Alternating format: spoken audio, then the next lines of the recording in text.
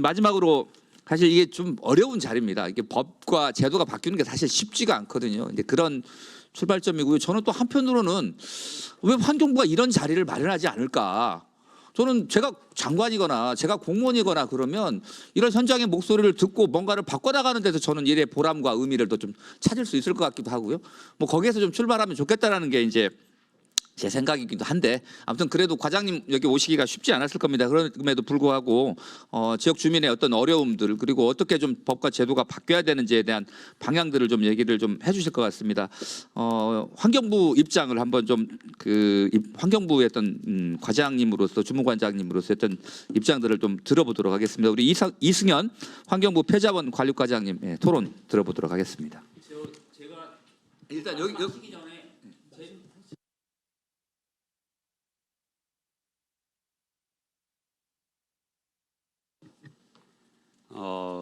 안녕하십니까. 환경부 폐자원 관리과장 이승현입니다. 마음이 많이 무겁습니다. 오늘 사실은 많이 들으러 왔습니다. 우리 여러분의 의견, 그리고 현장의 목소리, 그리고 전문가분들의 고견을 많이 들으러 왔다는 점 먼저 말씀드리고, 제가 생각했던 것보다 더 생생하게 잘 들을 수 있는 그런 자리가 됐다라는 말씀 드리겠습니다. 그 폐기물 처리 업체 또는 처리 과정, 그런 제도와 관련해서 뭐 업체 입지 선정, 인허가, 그리고 또 뭐 평가, 보상, 뭐 감시, 이런 부분들 전 과정에 대한 이제 문제점들, 오늘 특정 지역을 그러니까 전국적인 문제고, 또 그 특별한 어떤 섹터만의 문제가 아니고, 어떤 폐기물 관리 체계, 어떤 사업장 폐기물 관리 체계 전반에 대한 여러 문제를 지적을 해 주신 걸로 저는 이해를 하고 있습니다. 그리고 이제 그 문제 제기하셨던 내용들 중에는 좁게는 이제 제가 이 자리에 왔지만 폐기물 관리를 제가 이제 총괄을 하고 있습니다. 그 폐기물 처리 업체, 민간 폐기물 처리 업체 문제는 제가 소관 과장입니다. 근데 이제 제 선에서 좀 이렇게 적극적으로 검토할 수 있는 부분도 있고, 저를 넘어서서, 저희 환경부를 넘어서서 또 이렇게 관심 갖고 드려야 되는 부분들도 꽤 있는 걸로 좀 이렇게 확인이 된 것 같습니다.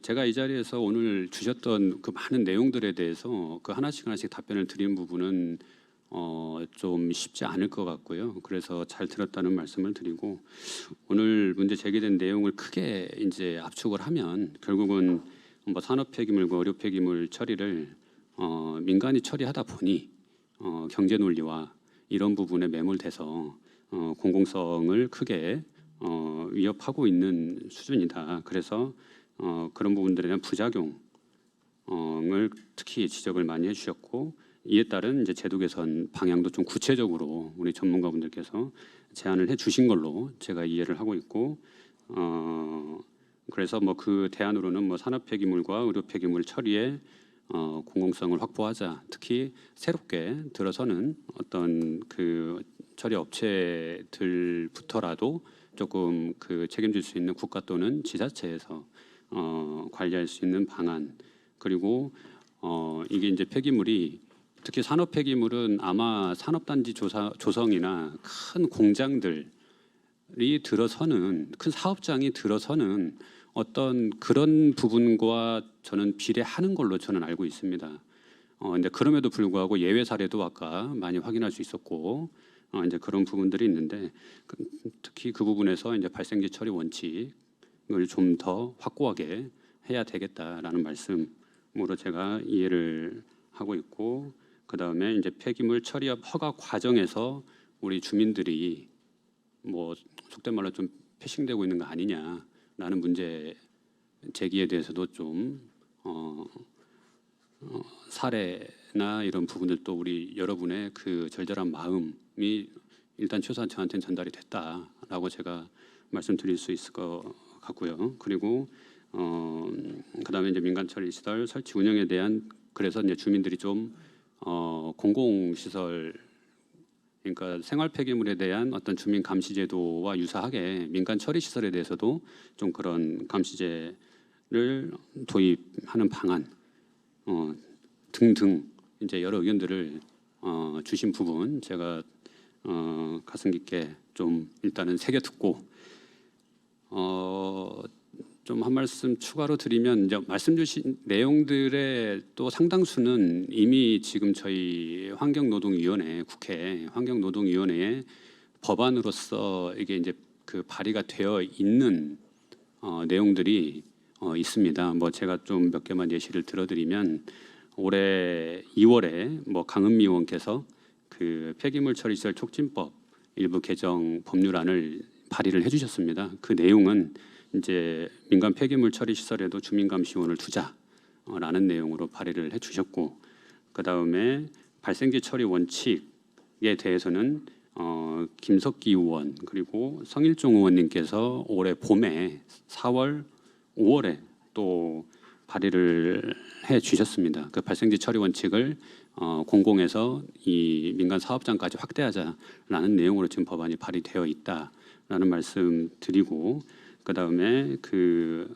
또 이 허가 과정에서 이제 의원 법률안은 뭐 환경부 장관을 위원장으로 하는 심의위원회를 설치해서 그 허가를 좀 관장하자라는 취지의 법안도 또한 우리 김석기 의원께서 폐기물관리법 개정령으로 또 발의를 해주고 계시고, 이런 이제 그 법안 내용의 취지가 결국은 오늘 이 자리에서 그 문제 제기를 해주셨던 그 배경과 조금 결이 다 있다라고 저는 이해가 됩니다. 그래서 추후 오늘 이 자리를 계기로 이 법률 논의하는 과정 그리고 법률 개정에 임하는 어떤 과정에서 보다 좀 적극적으로 심도 있게 고민하고 다양한 의견을 수렴해서 대응을 하겠다라는 말씀을 드리고, 또 이 법률에 지금 그 제출된 법률과 별개로 또 오늘 많은 얘기들 나왔었는데 그 부분에 대해서도 추가로